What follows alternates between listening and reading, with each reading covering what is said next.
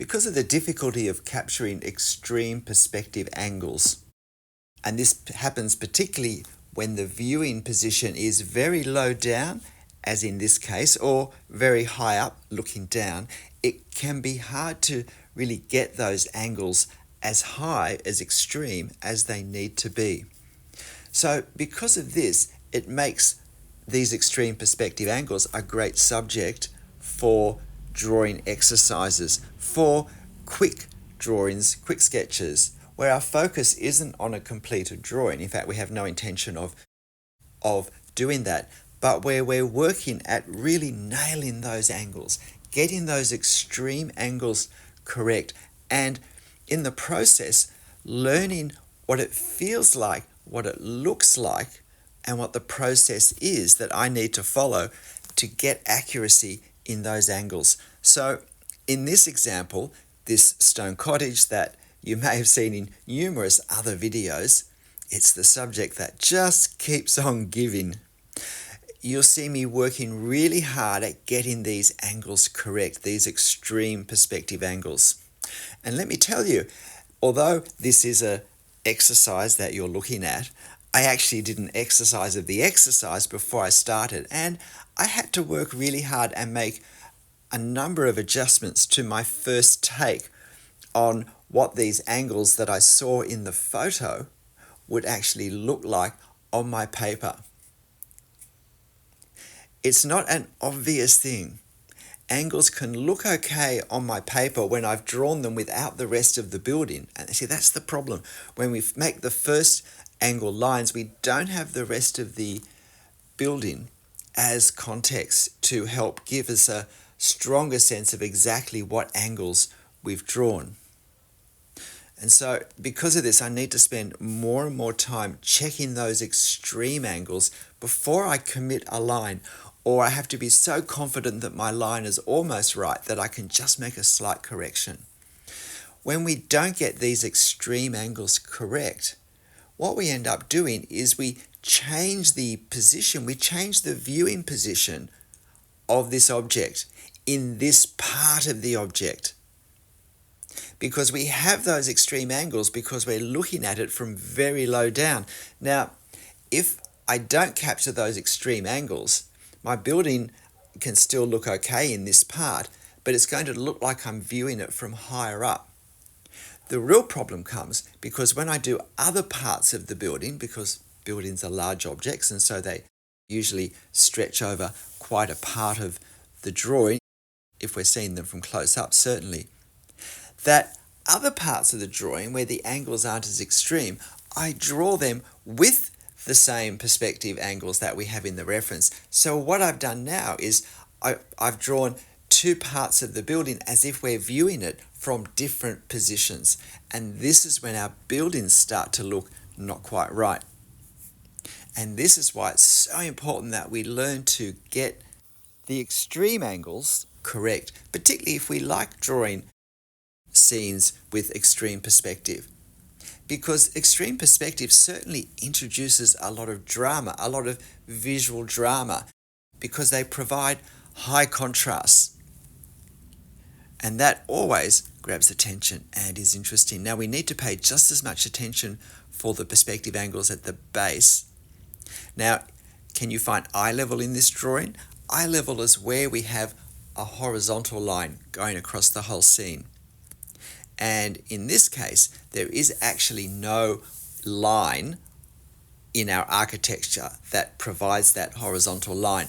But if we look at the lines of the stonework, of the lines between the rows of stonework, we can see that just above the veranda, there's a line that slightly slopes upwards, and the next line slightly slopes downwards. So it's somewhere between those two lines that eye level is.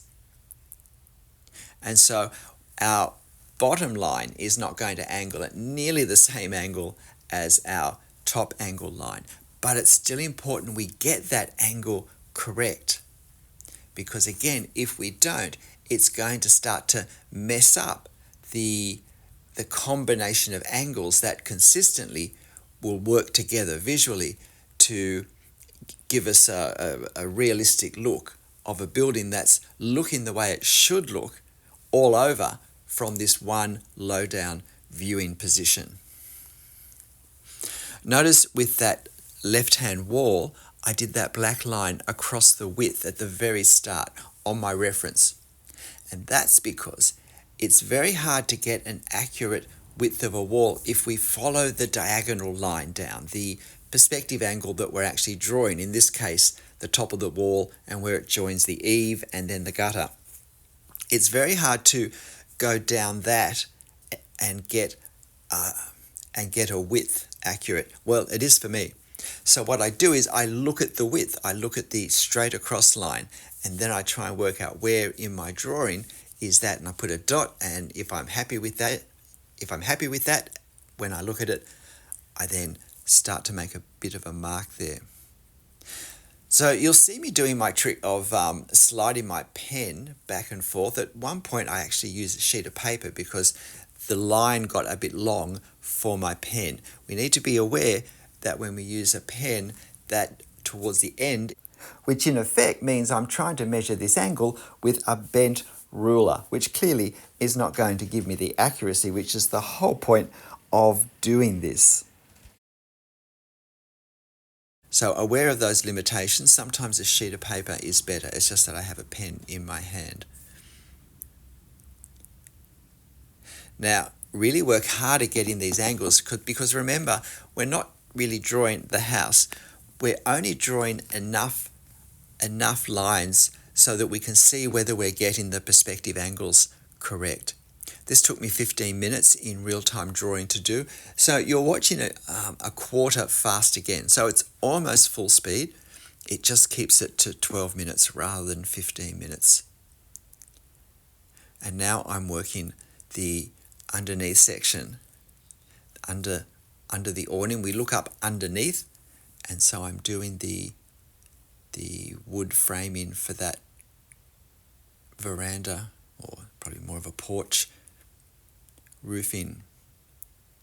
But we also want to put in the two windows and the door because they also follow the perspective angles, and they also give us a chance to check our foreshortening, because as the building moves away from us, visually it gets narrower and narrower as well as shorter and shorter. And so we need to get the combination of these decreases in the vertical and in the horizontal as part of our understanding perspective at this angle.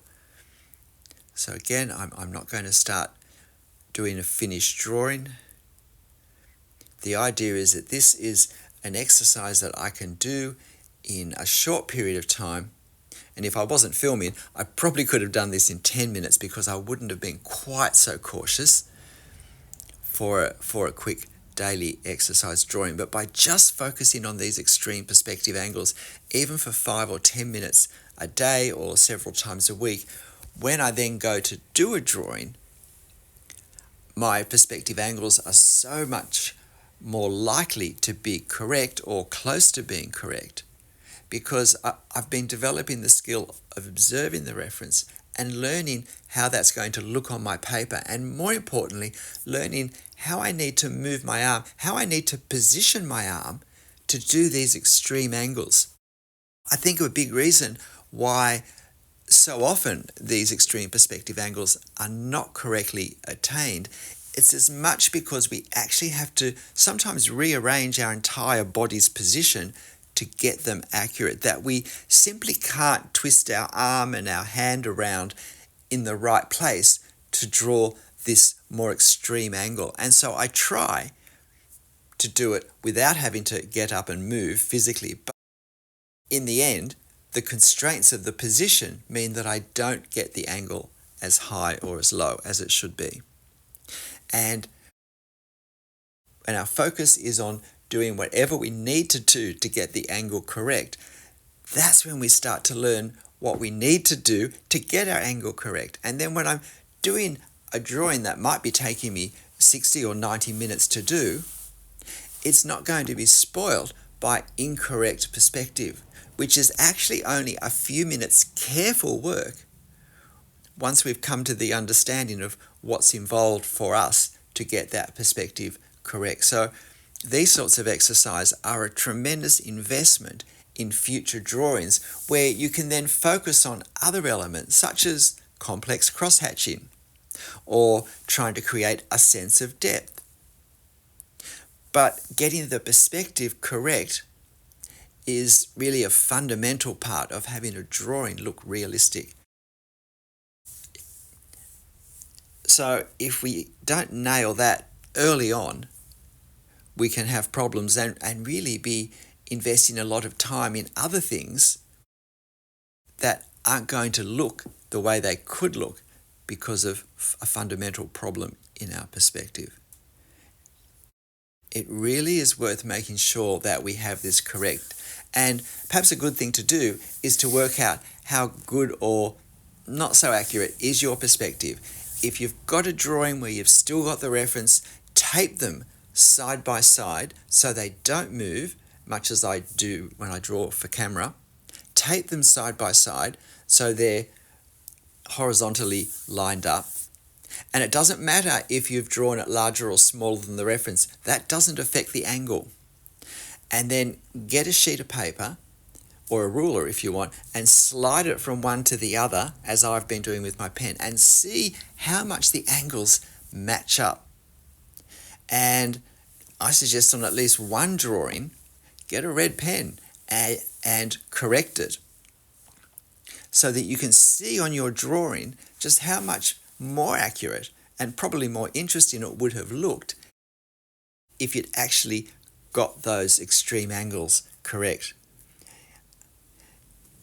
If this isn't something you normally do, I'd love you to do it and tell me in the comments how it went.